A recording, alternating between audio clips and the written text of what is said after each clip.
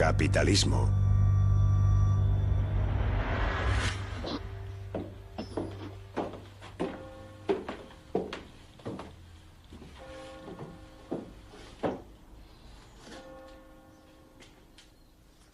Adam Smith se mudó a esta casa en 1778, 2 años después de la publicación de La riqueza de las naciones. Es bastante probable que esta sea la chimenea de la habitación en la que Adam Smith vivió el momento más desastroso de su carrera intelectual.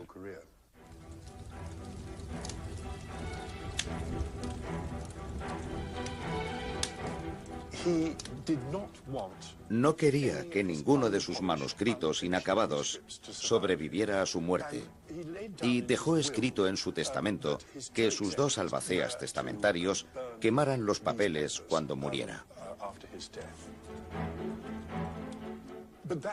Pero eso no era suficiente, así que días antes de morir los convocó y les dijo: «Quiero que lo hagan ahora». Se sentaron frente al fuego y quemaron de forma sistemática todos sus manuscritos inéditos.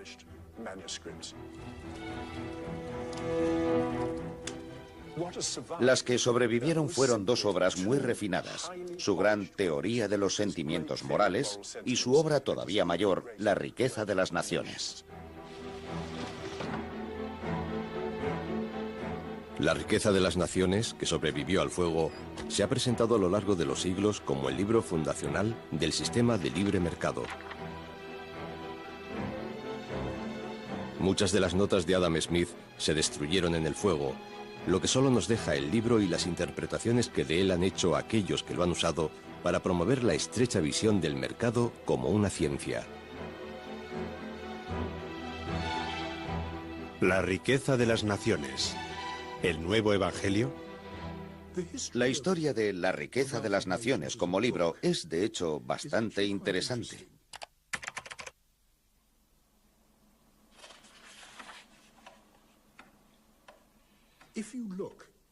Si observamos la primera edición, se trata de un producto caro.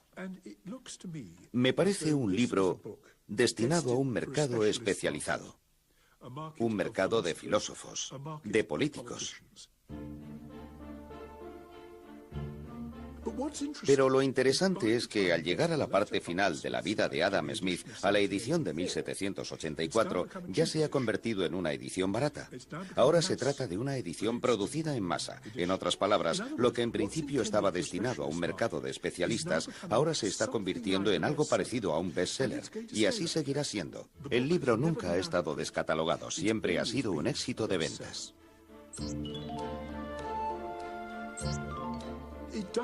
La pregunta es, ¿qué hace que un libro pensado para especialistas se convierta en un éxito de ventas? Creo que, en parte, parece como si Adam Smith hubiera hecho lo que hizo Newton por las ciencias naturales.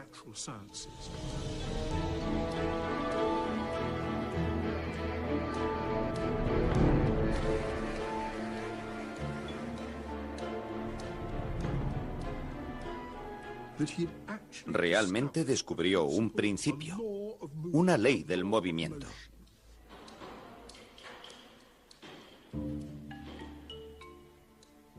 Creo que Adam Smith sentó el precedente conceptual de la teoría moderna de la economía, los individuos que interaccionan con los mercados.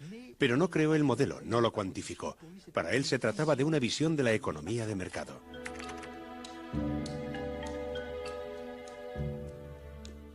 La revolución llegó a mediados del siglo XIX, cuando los economistas aplicaron las herramientas de la física newtoniana a la economía, hasta el punto en el que la ilusión consistía en encontrar el equivalente de las leyes físicas en la economía.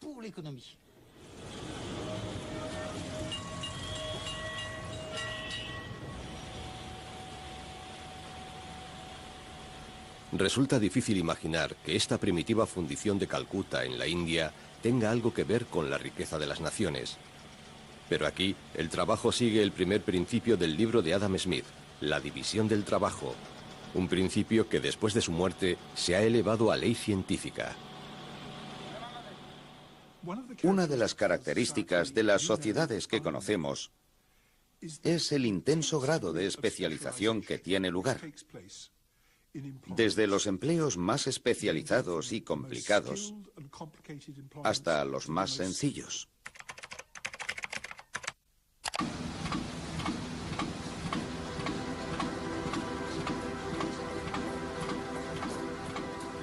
Por poner un ejemplo, la fabricación de alfileres. Un operario podría, tal vez, hacer un alfiler al día. Pero en la forma en que se ejerce este trabajo en la actualidad, uno estira el metal, otro lo endereza, otro lo corta y un cuarto lo afila. He visto una pequeña manufactura de este tipo en la que 10 hombres terminaban 12 libras de alfileres al día. Adam Smith, La riqueza de las naciones. Por lo que llega a la conclusión de que el progreso económico, está completamente relacionado con la división del trabajo.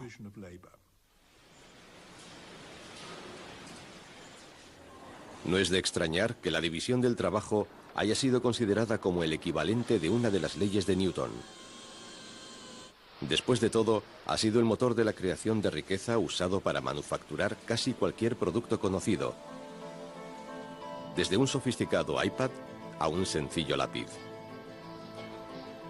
Para los seguidores de Adam Smith, la división del trabajo se ha convertido en el pilar fundamental de la economía de libre mercado. To enable millions of people to cooperate peacefully together, we need to understand how it is that a free market works. I know no better way to bring this out than by a very simple example called I the Pencil. This is the only prop I have for this TV show. As you can see, it's a plain yellow pencil. There's nobody in the world who knows how to make a pencil. Now that seems like a silly thing to say, isn't it? This is just the most obvious thing. It's only a piece of wood with something black in the middle and the little red tip at the end. What do you mean nobody knows how to make a pencil? Well, suppose you were to start to set out to make a pencil.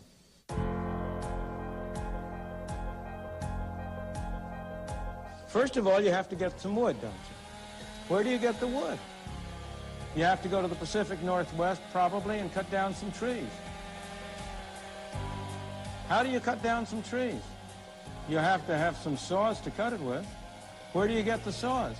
You have to have some steel. Where do you get the steel? You have to have a steel mill. In order to have the steel mill, you have to get the iron ore, and you can add all the rest. But that's only the beginning. This black stuff in the middle that we call lead isn't lead. It's graphite, I think. I'm not absolutely sure. And I am told it comes from some mines in South America. Now, this little red tip at the top, that's rubber. Where's it come from? Well, the major source of natural rubber is Malaya. But the miracle of this pencil isn't that nobody knows how to make it. The miracle of the pencil is how did it get made? What is it that has enabled this little elementary transaction to take place? Now, how is that brought about? Is there some commissar sitting in some central office who is sending out orders to these people in Malaya, to these people in South America, to the people in Washington? How is it that they are led to cooperate with one another? These thousands of people who have been led to engage in this simple transaction, not one of them has been forced to do it. Nobody has had a gun to his head. They've all done it. Why? Because each one of them thinks he's better off in this transaction.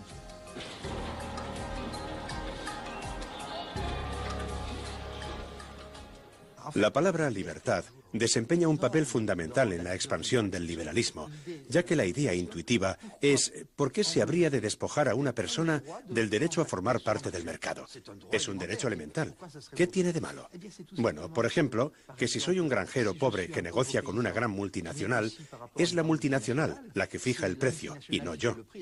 Entonces, el elemento principal es que tengo libertad de formar parte, pero bajo una asimetría de poder, hasta el punto de que no tengo nada que decir a la hora de fijar el precio.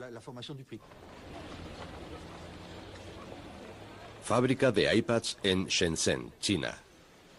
Una línea de ensamblaje para piezas que vienen de todo el mundo. La versión global del siglo XXI de la manufactura de alfileres de Adam Smith.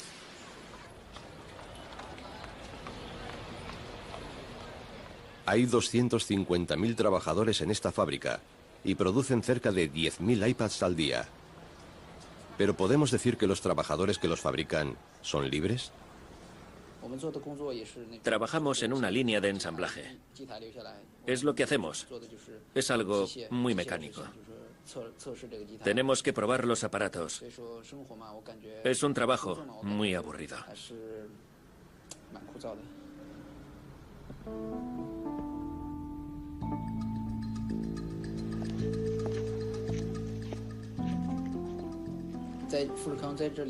Foxconn practica la segregación. La gente de la misma región puede trabajar en el mismo lugar, pero no podemos vivir juntos. En la ciudad, las personas están separadas las unas de las otras.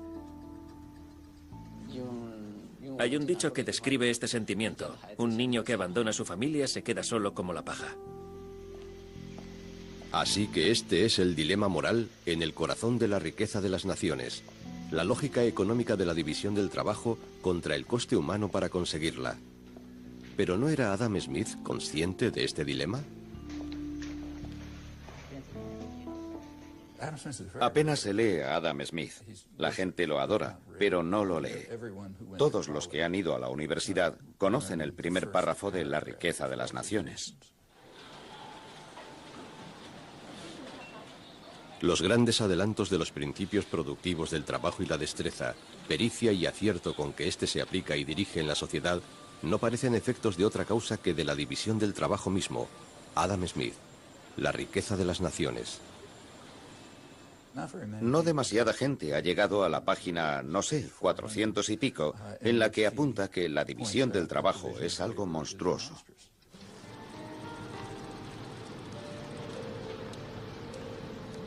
Con el progreso de la división del trabajo, una gran masa de gente se ve confinada a realizar unas pocas operaciones muy sencillas.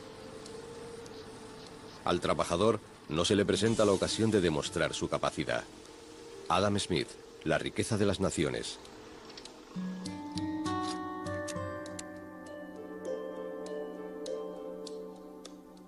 Convierte a la gente en las criaturas más estúpidas e ignorantes que una persona pueda llegar a ser. La persona se convierte simplemente en una máquina.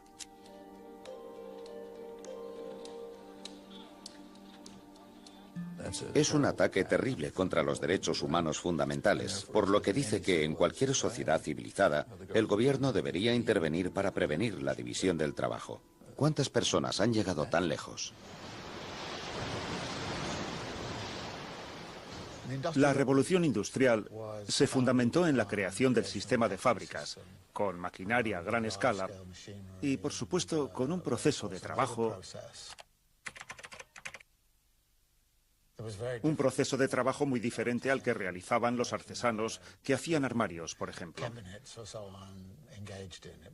La maquinaria y la tecnología dominantes en ese momento eran completamente diferentes. La máquina controla al trabajador, en lugar de ser el trabajador quien controla a la herramienta, que es lo que se da en la producción artesanal. Por lo que las relaciones sociales cambian. El trabajador de una fábrica tiene unas relaciones sociales completamente diferentes con los demás trabajadores, con las herramientas y con la naturaleza que las que tiene el artesano que hace armarios en su taller, por seguir con el ejemplo. Durante siglos, los economistas y los políticos han ignorado que Adam Smith reconocía el dilema moral que se encuentra en el centro de la división del trabajo. El interés propio, su segundo principio más citado, ha sufrido un destino similar.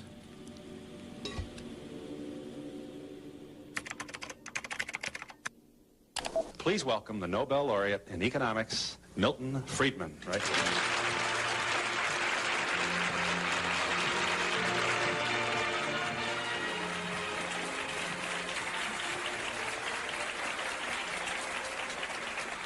Let's share with the people at home just one of the statements of Adam Smith that you refer to in your book, which, of course, when I want it, I'm not going to be able to... oh, it's on page 2. All right, thank you. By pursuing his own interest, that is to say, his meaning the person engaged in free enterprise, Adam Smith says, he frequently promotes that of the society more effectively than when he really intends to promote it.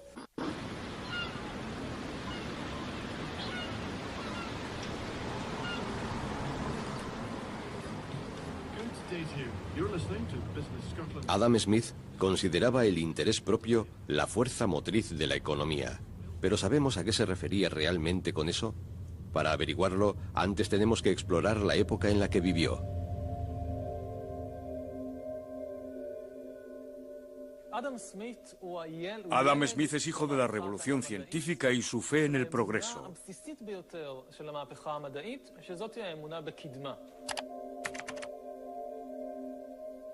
La historia siempre se ha percibido como algo congelado e incluso en descomposición.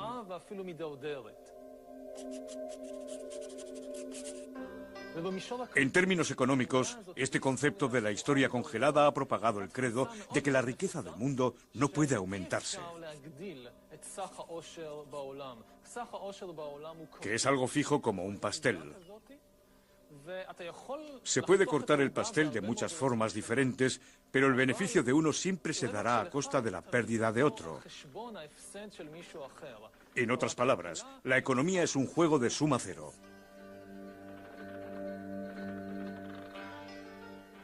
Adam Smith dice que la economía es una situación en la que todos ganan. Todos pueden obtener ganancias. El progreso en términos económicos significa la fe en la capacidad de aumentar tanto la producción como la riqueza del mundo, lo que significa que la economía no es un juego de suma cero.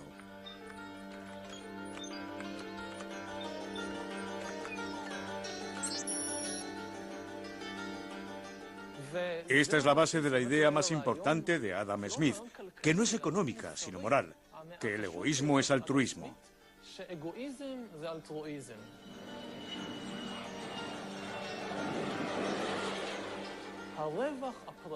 Mi propio beneficio es algo que no es solo positivo para mí, sino que lo es para todos.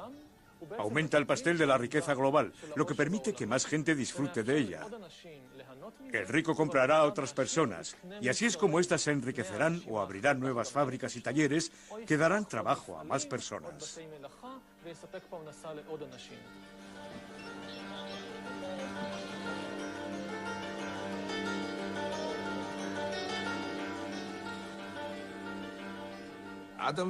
Hay un famoso pasaje en La riqueza de las naciones. Es algo así como, bueno, lo estoy parafraseando, pero es, gracias a que los panaderos y los carniceros quieren ganar dinero, nosotros podemos tener cena.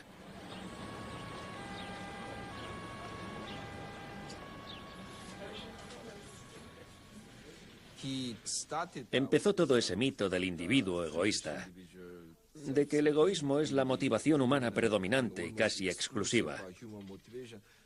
Hay que reconocer que Adam Smith era en realidad un poco más sofisticado que sus seguidores.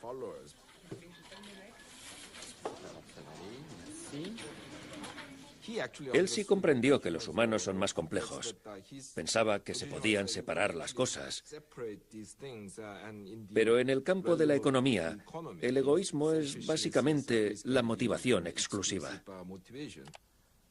Ya saben que Adam Smith escribió La riqueza de las naciones. Conocen el interés propio. La avaricia es buena, la mano invisible y la libertad de empresa, el libre mercado y todo lo demás. Es el padre del capitalismo, pero resulta que hay otro Adam Smith. ¿Cuánta gente ha leído la teoría de los sentimientos morales? De acuerdo con Adam Smith, de algún modo se trataba de su libro importante, de su obra magna, mientras que La riqueza de las naciones pagaba las facturas. Nunca imaginó que el capitalismo que describió en La riqueza de las naciones podría llegar a triunfar sin el apoyo moral de lo que él llama sentimientos y que nosotros llamaríamos virtudes. Sin las virtudes de la sociedad y las virtudes de los individuos que crearían la base de un capitalismo sano. Lo único que podemos hacer es mirar aquí y ver que La riqueza de las naciones y la teoría de los sentimientos morales, Adam Smith I y Adam Smith II, han sido desconectados. When you see around the globe the maldistribution of wealth, the desperate plight of millions of people in underdeveloped countries, when you see so few haves and so many have-nots, when you see the greed and the concentration of power within, did you ever have a moment of doubt about capitalism? Tell me, is there some society you know that doesn't run on greed? You think Russia doesn't run on greed? You think China doesn't run on greed? What is greed? Of course, none of us are greedy. It's only the other fellow who's greedy. The world runs on individuals pursuing their separate interests. We'll be back in just a moment.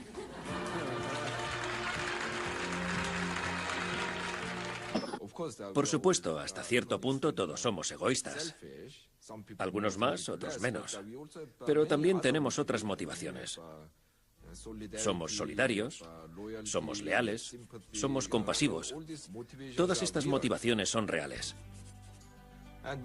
Tenemos que diseñar un sistema que aproveche esas complejas motivaciones humanas. Porque si empezamos a asumir que todos somos egoístas, que todos buscan promover su propio interés, habría que sospechar de todos. Habría que observar a todos todo el tiempo.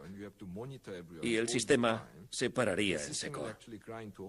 The great achievements of civilization have not come from government bureaus. Einstein didn't construct his theory under order from a bureaucrat. Henry Ford didn't revolutionize the automobile industry that way.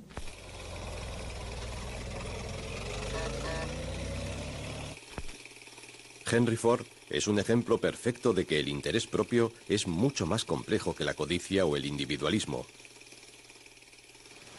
En 1914, por cuenta propia, casi dobló los salarios de sus trabajadores y redujo su jornada de trabajo de 9 a 8 horas diarias. Aumentar los salarios, afirmó, convertirá a los trabajadores en consumidores. Eso ayudaría a mejorar la economía y sus ventas de coches. Soñaba con que todos los trabajadores podrían un día ser dueños de un coche Ford. A pesar de que las motivaciones egoístas son importantes, y los buenos empresarios lo saben, hablarán de persuadir a las personas, conectar a las personas, crear una visión, crear un espíritu de equipo.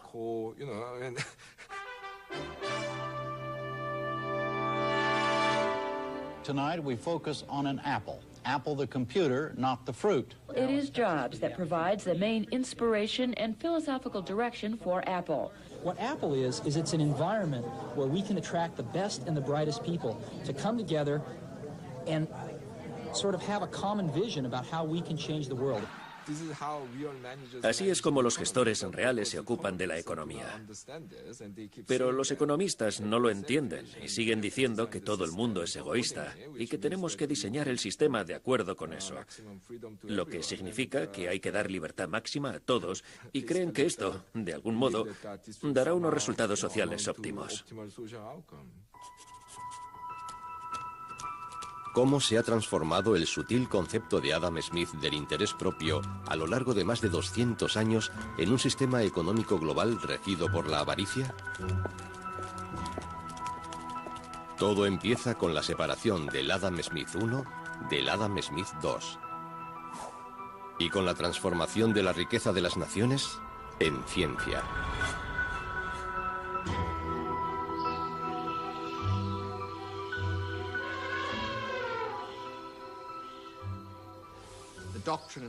La doctrina del interés propio fue el equivalente económico de la ley de la gravedad.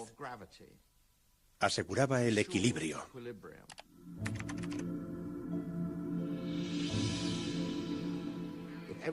Si todos fueran libres de perseguir su interés propio en los mercados, se conseguiría un equilibrio óptimo, el equivalente al equilibrio de los cuerpos naturales cuando se mueven en libertad. Creo que la analogía con la física fue muy fuerte. Lo que pasaron por completo por alto fue cómo se comportan en realidad los humanos.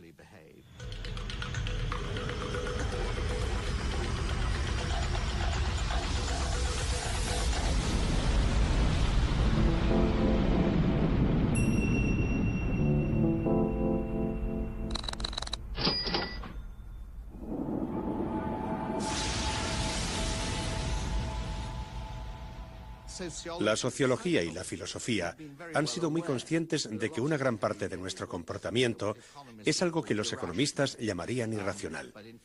pero no creo que esa sea la forma de describirlo. Yo creo que es humano.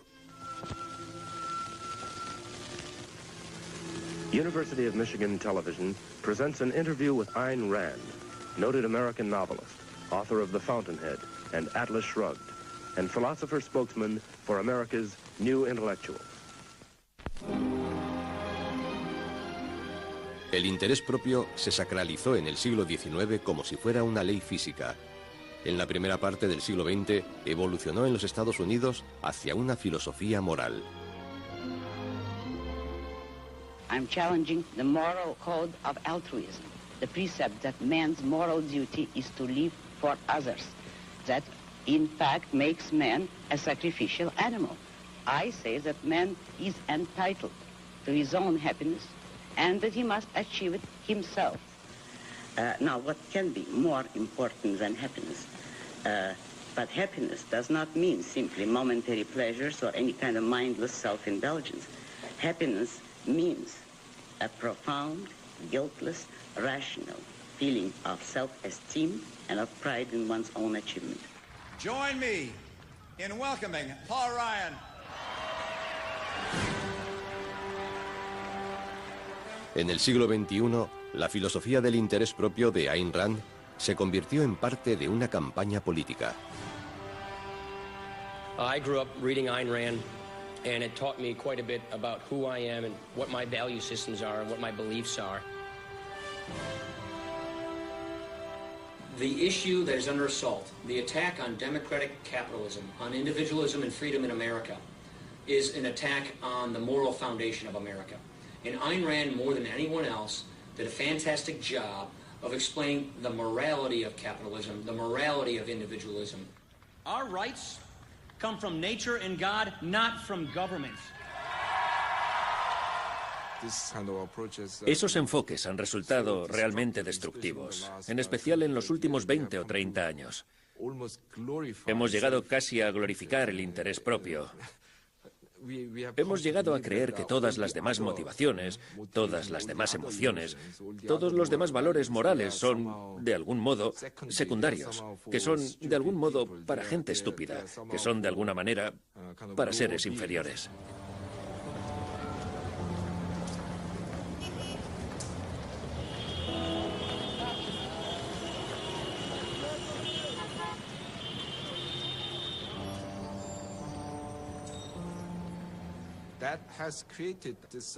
Esto ha creado un sistema en el que se espera que la gente pase por alto el marco social completo. Se le anima a buscar su propio interés. Y en la actualidad estamos sufriendo las consecuencias. Hay dos palabras que a lo largo de los siglos han inmortalizado a Adam Smith y a la riqueza de las naciones. Se han convertido en la clave de las actividades económicas globales, transformando el interés propio en un mecanismo mágico, el motor de un sistema económico global.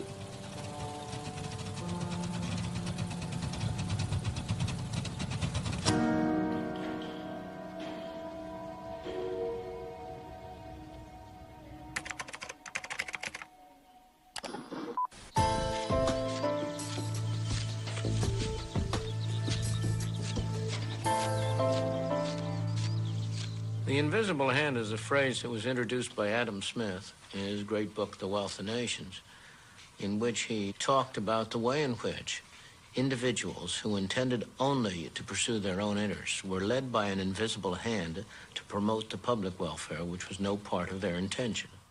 60-second adventures in economics. Number 1, the invisible hand. An economy is a tricky thing to control, and governments are always trying to figure out how to do it. Back in 1776, economist Adam Smith shocked everyone by saying that what governments should actually do is just leave people alone to buy and sell freely among themselves. He suggested that if they just leave self-interested traders to compete with one another, markets are guided to positive outcomes as if by an invisible hand.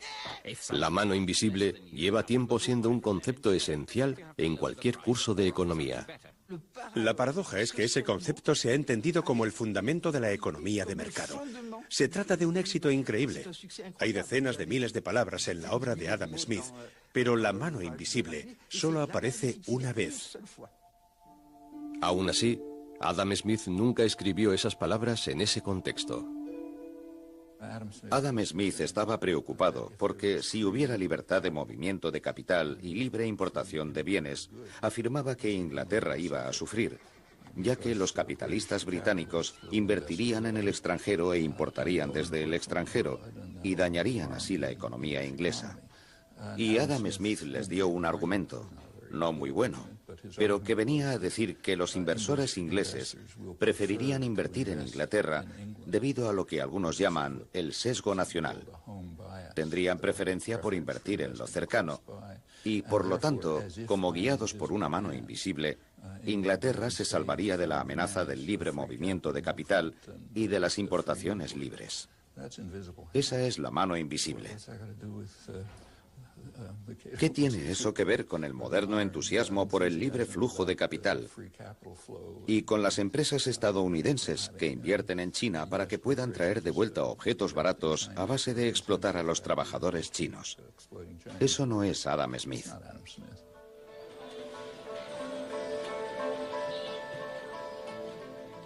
La mano invisible se ha convertido en la forma definitiva de luchar contra la presencia del Estado en la vida económica y librarse así del feudalismo. Pero en la actualidad se reactiva para intentar acabar con el estado del bienestar y la fiscalidad progresiva y para decir que los actores se deben regular a sí mismos. Es una reinvención de la tradición. Esta tradición no desempeñó un papel activo en el siglo XIX. Se trata de una reinvención moderna para que tenga efecto sobre la política económica contemporánea. Committee will please come to order. Today is our fourth hearing into the ongoing financial crisis. En 2009, tras el derrumbe financiero, Alan Greenspan, el antiguo director del Banco Central de los Estados Unidos y del Consejo de la Reserva Federal, fue invitado a comparecer en Washington como el hombre que, más que nadie, promovía la desregularización en nombre de la mano invisible. Dr. Greenspan, I want to start with you. You have been a staunch advocate for letting markets regulate themselves. And my question for you is simple. Were you wrong? I found a flaw. You found a flaw in the model that defines how the world works, so to speak. In other words, you found that your view of the world, your ideology was not right. It was not working. Precisely. No, that's precisely the reason I was shocked, because I've been going for 40 years or more with very considerable evidence that it was working exceptionally well. ¿A qué modelo se refería? La carrera intelectual de Alan Greenspan empezó con Ayn Rand. Se contaba entre sus discípulos un ferviente creyente en su teoría de la supremacía de la racionalidad. It is only since the Industrial Revolution, the birth of a free society, the society of capitalism, that there was a new class of men, which is the free producers of material goods, the businessmen, the industrialists. That is the man who lives by means of reason. That is the man who, in his psychoepistemology, is not guided by his immediate perceptions nor by his emotions, but by logic, by his concepts, by reason. That is the man whom I call the producer. Cuando años más tarde Alan Greenspan fue nombrado por el entonces presidente Gerald Ford jefe de su gabinete de consejeros económicos, Greenspan pagó tributo a su antigua maestra, invitándola a conocer al presidente.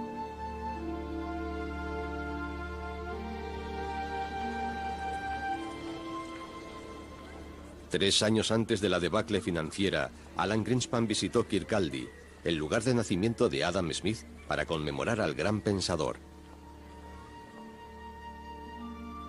Apenas podemos imaginarnos, dijo Greenspan, que la impresionante cantidad de transacciones internacionales que tienen lugar en la actualidad producirían la relativa estabilidad económica que experimentamos en nuestro día a día si no estuvieran guiadas por una especie de versión internacional de la mano invisible de Adam Smith.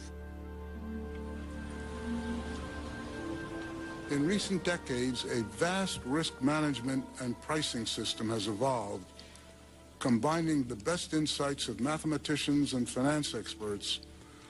The whole intellectual edifice, however, collapsed in the summer of last year.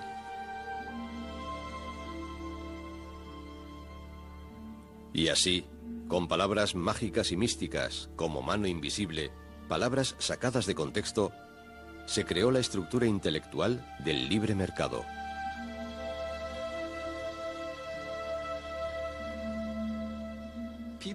La gente, por supuesto, tiene diferentes puntos de vista sobre si el libre mercado es deseable. Algunas personas creen que habría que dejar que el mercado sea libre.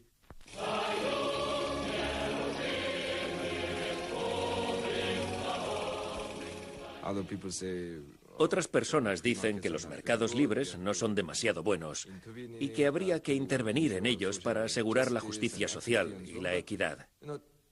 Pero en realidad, la mayoría de la gente aceptaría que existe una cosa llamada libre mercado.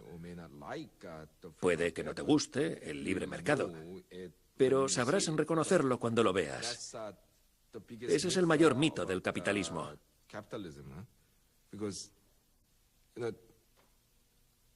Mi pregunta es, ¿a qué nos referimos en realidad con libre mercado? Para ilustrarlo, yo utilizaría el ejemplo del trabajo infantil.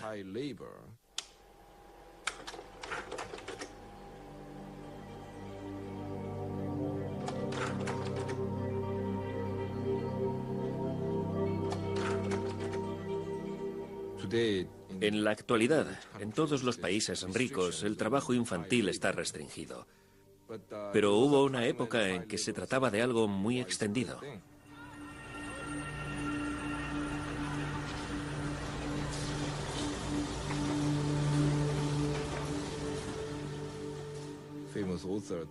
El famoso escritor Daniel Defoe, en la década de 1720, alabó a ciertas regiones de Inglaterra en las que había producción textil por poder ofrecer trabajo a niños a partir de 4 o 5 años, ya que eso les permitía ganarse la vida.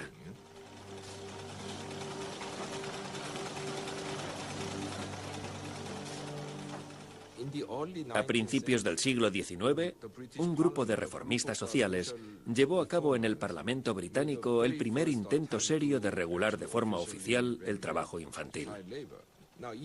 Incluso entonces mucha gente se opuso a esta regulación, ya que decían que lo que intentaba hacer era debilitar el principio mismo del libre mercado, es decir, la libertad para contratar. Decían, los niños quieren trabajar y esa gente les quiere dar trabajo. ¿Dónde está el problema? En la actualidad, mucha gente encontraría absurdo este argumento, ya que está aceptado que hay ciertos contratos que la sociedad debería ignorar en interés del bienestar general. El ejemplo del trabajo infantil ilustra muy bien cómo los mercados son, esencialmente, una idea, una teoría política.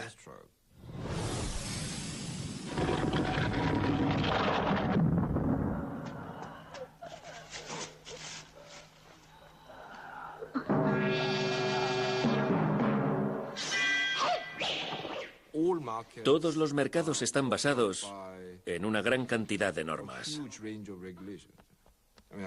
Yo lo relaciono con las cuerdas de piano que los expertos en Kung Fu usan en las películas de artes marciales de Hong Kong.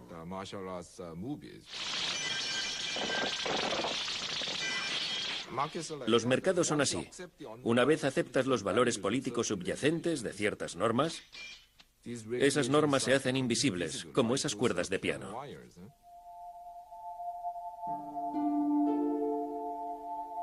¿Recordamos la esclavitud? Se trataba de un auténtico libre mercado, sin las cuerdas de piano, en el que la única idea eran las ganancias y las pérdidas. Un mercado que una vez fue aceptado de forma extendida como la norma.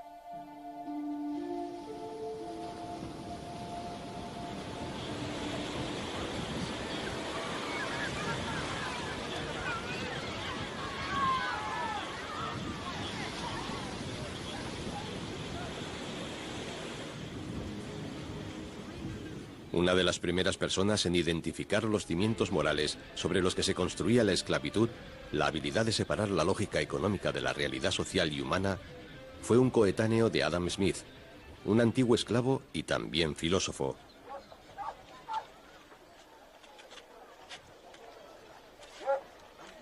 Está enterrado aquí, en Shama, Ghana, a la sombra de una antigua fortaleza de esclavos. Nos hemos reunido alrededor de esta tumba para agradecer a Dios por habernos dado a este maravilloso filósofo.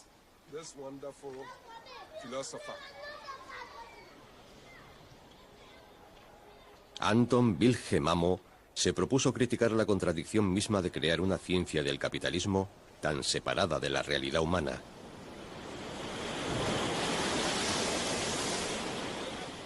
El viaje de Amo empezó, como el de tantos otros antes que él, en un barco de esclavos saliendo de África. Entre los esclavos que llegaron, entre la gente que era transformada en mercancía, había gente que venía de alguna de las cortes.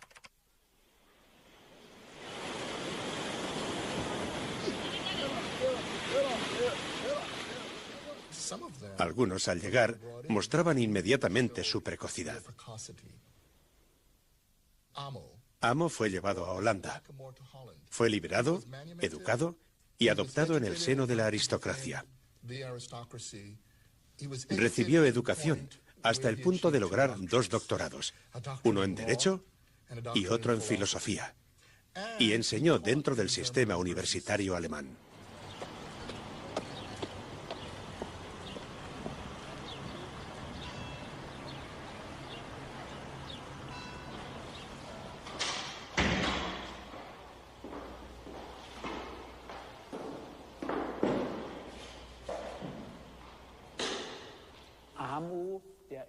Amo fue el primer africano negro en estudiar en una universidad europea.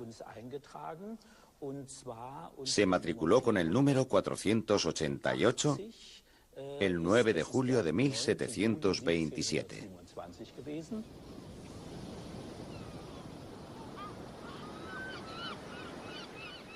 Amo fue llevado de niño a Europa por la Compañía de las Indias Orientales y fue entregado como regalo a un duque alemán.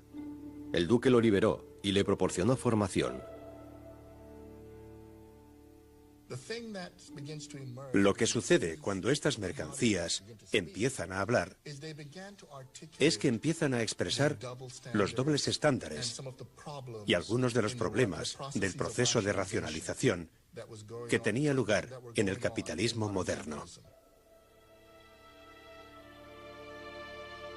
Me inclino a sospechar que los negros son por naturaleza inferiores a los blancos. Tal uniforme y constante diferencia no podría tener lugar si la naturaleza no hubiera hecho una distinción original entre las razas de los hombres. David Hume, filósofo, compañero intelectual de Adam Smith. Con Amo tenemos primero la cuestión de la racionalización antropológica.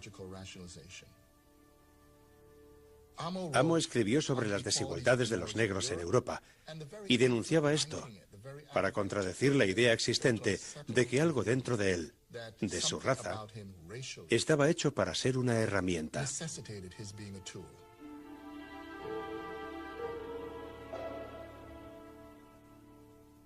Como sabemos, René Descartes, el famoso filósofo francés, describió la realidad como algo dual, dividido en mente y cuerpo. Amo básicamente decía que si la mente estuviera realmente separada del cuerpo, la mente no podría sentir nada.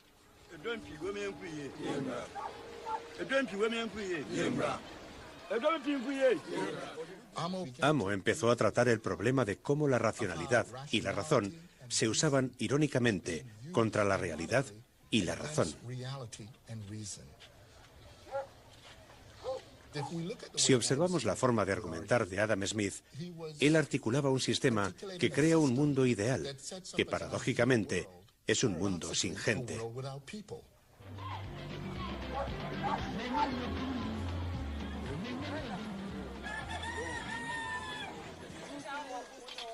La gente tiende a querer ser libre. La gente tiende a tener valores. La gente tiende a no ser del todo predecible.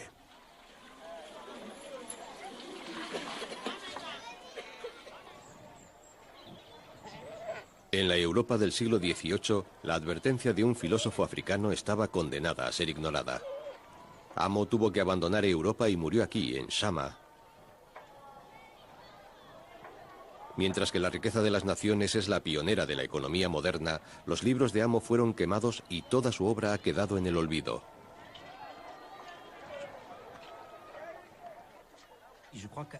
Creo que Adam Smith empieza a pensar, como lo hace la economía después de él, en un mundo que es parcialmente virtual, que está parcialmente desconectado de todos esos elementos de violencia.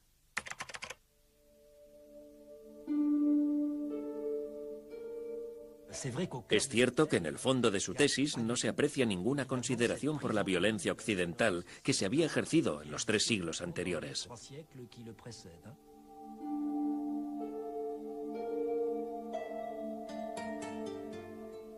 Durante la época de Adam Smith, el capitalismo mostraba su cara desagradable a través del comercio de esclavos, lo que estaba motivado por la indiferencia hacia los esclavos.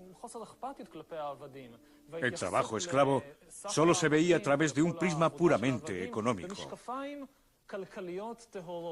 Solo interesaban los números, las pérdidas y las ganancias.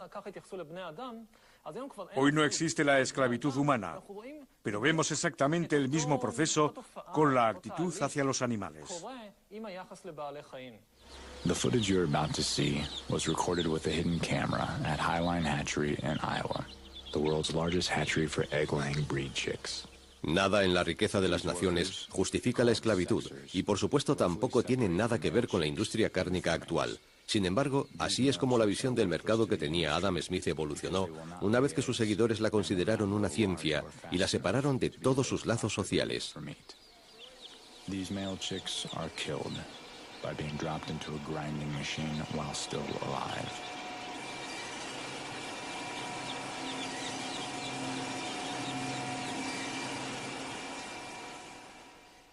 En la industria cárnica o en la de los huevos o en la láctea, la gente se pone una venda. Todo está formado por números. Todo es pérdida o ganancia. Stock, porcentaje, oferta y demanda. Pero nos olvidamos de que estamos tratando con seres vivos. Here a worker uses a hot cautery device to painfully burn off the calf's horns. A common dairy industry practice known as disbudding. No anesthesia was used to reduce the calf's pain during this harsh and invasive mutilation. Nadie repara en ello. Ninguno de los que abren la nevera para sacar la leche que van a echar en el café piensa en cómo se ha producido la leche. No hay odio.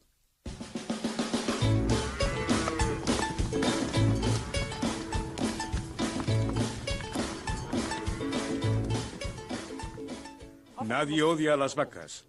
Normalmente el cartón de leche lleva una ilustración de una vaca sonriente. Nos gustan las vacas felices. No queremos que lo pasen mal. Simplemente no pensamos en ellas. Y lo que nos permite no pensar en ellas es la forma en que la economía capitalista está estructurada.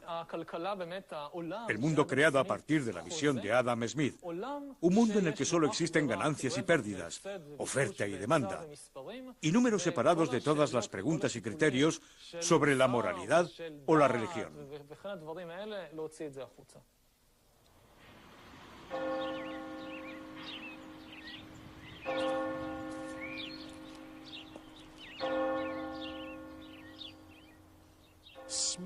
Adam Smith era muy escéptico sobre si en realidad podría existir una ciencia de la sociedad o una ciencia de la economía.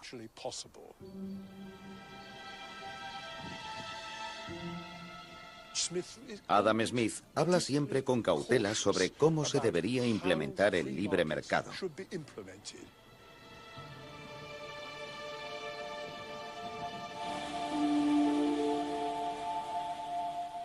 Las cuestiones que se planteaba con respecto a la justicia social, la equidad y el mantenimiento del tejido de la sociedad misma eran extremadamente difíciles de abordar. De hecho, puede que fueran imposibles de abordar.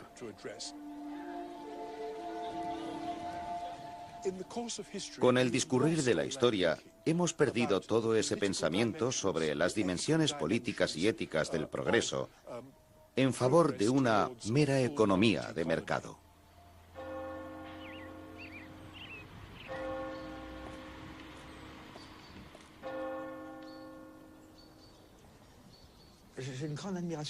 Siento gran admiración por Adam Smith, ya que anticipó el capitalismo. Anticipó el carácter revolucionario de la división del trabajo, que está en proporción al tamaño del mercado. Veo a Adam Smith adelantado un siglo a los demás teóricos. Todos sus seguidores estaban un siglo o un siglo y medio por detrás de él. Aun a riesgo de exagerar, la actual corriente de la teoría neoclásica va un siglo por detrás de él.